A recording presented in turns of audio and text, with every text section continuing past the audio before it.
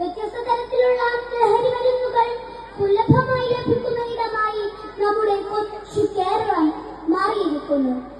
കുട്ടികൾ മുതൽ ആൺപെൺ വ്യത്യാസമില്ലാതെ ഒരു തലമുറ മുഴുവൻ ഇതിന്റെ പിടിയിൽ അകപ്പെടുന്ന ഭയാനകമായ അവസ്ഥ.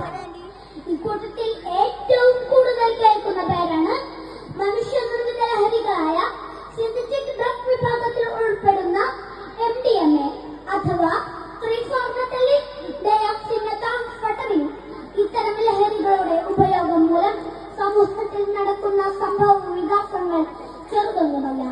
താമരശ്ശേരിയിൽ ട്യൂമറിന്റെ ഓപ്പറേഷൻ കഴിഞ്ഞ് അന്നങ്ങാൻ വയ്യാതെ കിടന്ന സ്വന്തം അമ്മയെ കൈപ്പിറക്കാതെ കഴുത്തെറുത്തു കൊന്ന ഒരു യുവാവ് വടിവാളിൽ മാതൃത്വവുമായി കുറ്റബോധമേയില്ലാതെ മാധ്യമ ക്യാമറകൾക്ക് നേരെ പരിഹാസ ചുംബനം കൊടുത്തൊരു അന്ധപുത്രൻ പിന്നീട് കുതിരവട്ടത്തായിരുന്നു.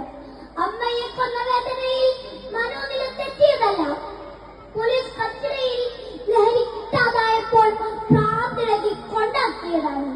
പ്രബുദ്ധ